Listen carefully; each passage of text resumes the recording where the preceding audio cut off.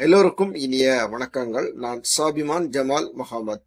இந்த பதிவில் நம்ம என்ன தெரிஞ்சு கொள்ள போறோம்னா, நம்மளுடைய சேனலை தொடர்ந்து பார்த்துட்டு இருக்கக்கூடிய பல சப்ஸ்கிரைபர் ஒரு கேள்வியை தொடர்ந்து கேட்டுட்டு இருக்கிறாங்க. அதாவது குவான்டிட்டி சர்வேயிங் ரிலேட்டடாட்டு இருக்கக்கூடிய அந்த சர்டிபிகேஷன் கோர்சஸ் எங்க அவைலபிள்ல இருக்கு, அங்க அதில் எப்படி போய் சேர்றது, அதனுடைய பேக்கேஜ் ஸ்ட்ரக்சர் எப்படி இருக்கும் என்பதை போன்ற பல கேள்விகள்.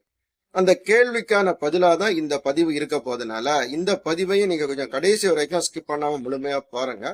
பார்த்துட்டு நீங்க மறக்காம நம்ம சேனலையும் கொஞ்சம் சப்ஸ்கிரைப் பண்ணிடுங்க. இது ஷனாஃபின் சிவில் குவான்டிட்டி சர்வேயிங் கற்றதும் கற்பிக்கப்பட்டது. சிவில் இன்ஜினியரிங் நம்ம முடிச்சிருந்தாலும் அடுத்தது ஏதாவது ஒரு சர்டிபிகேஷன் கோர்ஸ் படிச்சு வச்சிருந்தோம்னா இன்டர்வியூ போகக்கூடிய நேரத்தில் நமக்கு ரொம்ப யூஸ்ஃபுல்லா இருக்கும். அதே மாதிரி வெளிநாடு ஆப்பர்ச்சுனிட்டி கிடைக்கிறதுக்கும் இது ரொம்ப உபயோகமா இருக்கும்னு சொல்லக்கூடிய எண்ணம் பரவலா எல்லா இன்ஜினியர்ஸ்டையும் தொடர்ந்து இருந்துட்டு தான் இருக்குது.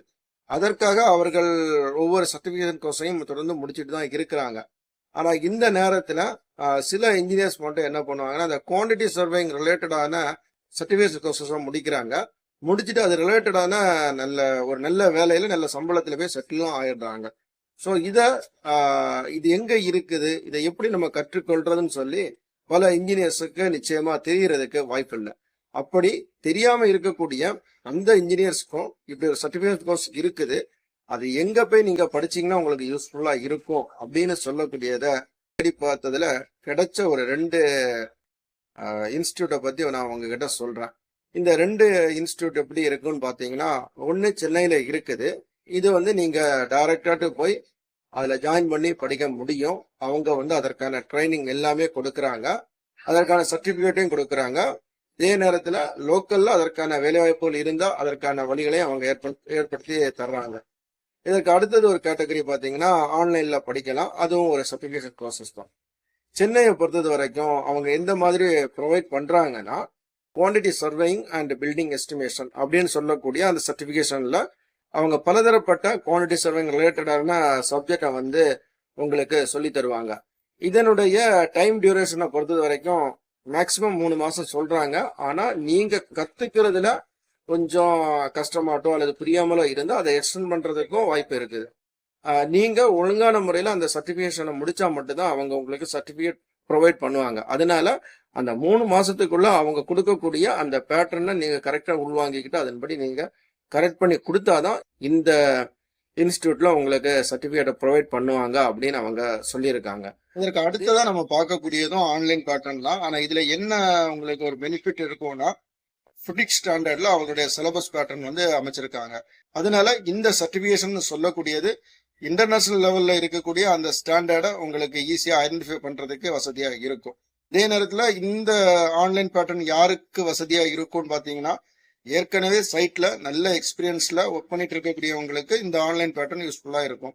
நான் இப்பதான் படிப்பு முடிச்சுட்டு வெளியே வந்திருக்கிறேன், அல்லது வேலைக்கு ஜாயின் பண்ணி கொஞ்ச நாள் தான் ஆகுது, ஆனா எனக்கு குவான்டிட்டி சர்வேர் ஆகணும்னு சொல்லக்கூடிய எண்ணம் உள்ளவங்க இது உங்களுக்கு செட் ஆகாது.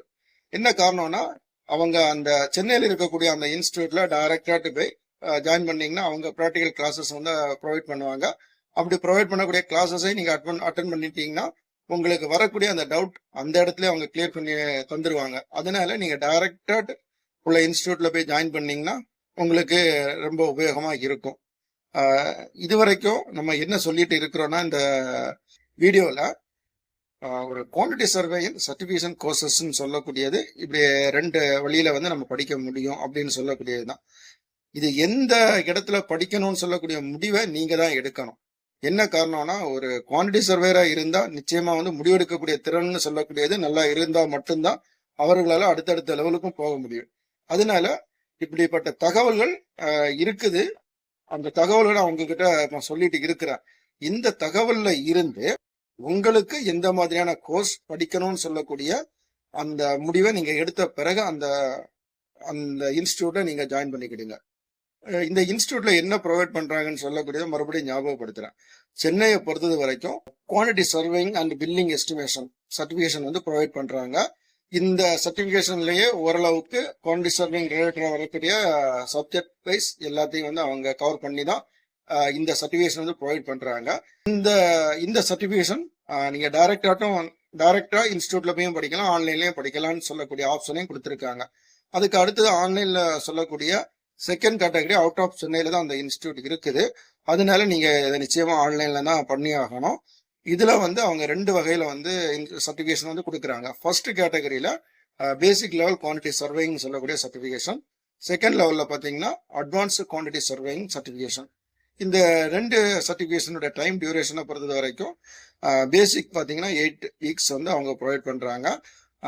அட்வான்ஸுக்கு 12 வீக்ஸ் வந்து கொடுக்குறாங்க. இந்த டைம் பீரியடுக்குள்ளே நீங்கள் முடிச்சாகணும். சென்னையை பொறுத்தது வரைக்கும் 3 months மேக்ஸிமம் வந்து உங்களுக்கு தருவாங்க. அதுக்குள்ளே நீங்கள் கட்டாயம் அந்த அவங்க கொடுக்கக்கூடிய அந்த ஒர்க் அவுட்டை கம்ப்ளீட் பண்ணால் மட்டும்தான் அவங்க சர்டிஃபிகேட்டை ப்ரொவைட் பண்ணுவேன் அப்படின்னு சொல்லியிருக்காங்கன்னு சொல்லி நம்ம ஆரம்பத்திலே சொல்லியிருக்கிறோம். அதனால எந்த வகையான கோர்ஸில் நீங்கள் ஜாயின் பண்ண போறீங்க, உங்களை சுற்றி இருக்கக்கூடிய அந்த சூழ்நிலைகளையும் கன்சிடர் பண்ணிக்கிட்டு அந்த கோர்ஸ்ல ஜாயின் பண்ணுங்க. இந்த கோர்ஸினுடைய ஃபீஸ் ஸ்ட்ரக்சரை பொறுத்தது வரைக்கும் எப்படி இருக்குதுன்னா, சென்னையில உள்ள இன்ஸ்டியூட் என்ன சொன்னாங்கன்னா, அந்த சர்டிபிகேஷனுக்கு 20,000 நாங்க ஃபிக்ஸ் பண்ணியிருக்கிறோம் அப்படின்னு.